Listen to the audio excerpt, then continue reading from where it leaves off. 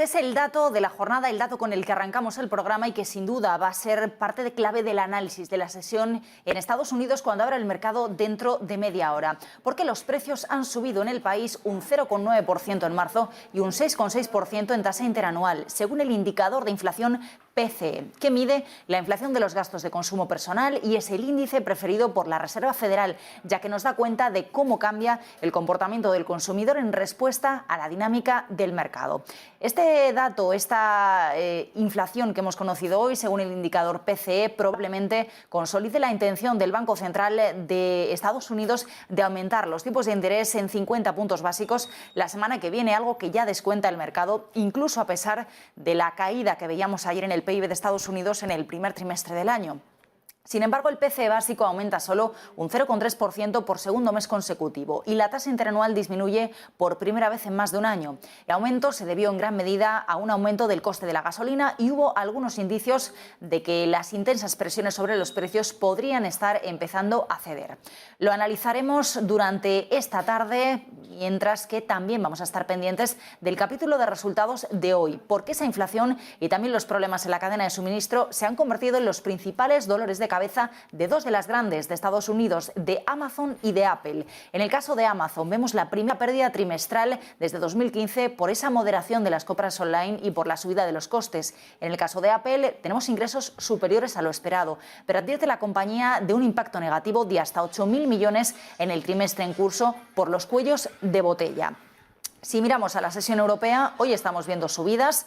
Abril termina el mes bursátil este viernes, un mes que se presentaba como un mes de recuperación y después de un primer trimestre muy difícil en las bolsas debido a la guerra de Ucrania. Parecía que los inversores se iban acostumbrando poco a poco a la situación y que las cosas se iban a normalizar en cierta manera. Pero, sin embargo, los últimos compases de este mes han sido bastante volátiles, bastante complicados en los mercados y vemos a unos índices todavía nerviosos ante esos planes de los bancos centrales, ante el impacto del conflicto bélico en la economía. En el acumulado del mes, el IBEX podría cerrar con un avance del 1%, pero en algunos momentos de abril llegó incluso a acumular alzas del 5%. Y precisamente aquí en España, la noticia del día pasa por economía. El Ministerio de Nadia Calviño asume el golpe de la guerra y rebaja la previsión del PIB hasta el 4,3%. El Gobierno reduce en 2,7 puntos las proyecciones de crecimiento de la economía española en 2022 respecto al 7% que hasta ahora se estimaba, aunque destaca que el crecimiento estará por encima de la media para la economía europea.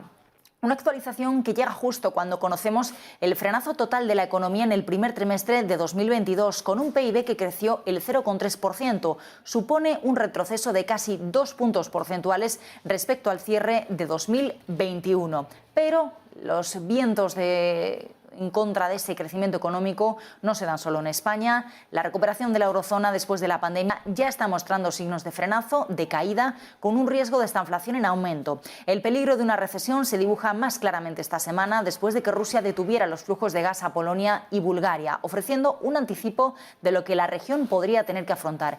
Pero incluso si no llegáramos al racionamiento de energía, el panorama parece cada vez más sombrío.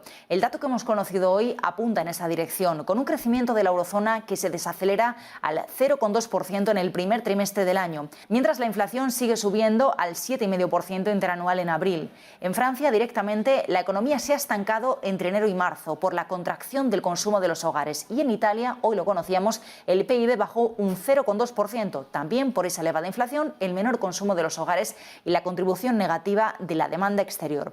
Así que las fábricas europeas nos siguen dando señales de angustia, señales de preocupación en medio de una inflación que sigue en cifras récord y la obstinada restricción de la oferta, agravada también en general por los bloqueos de coronavirus en China.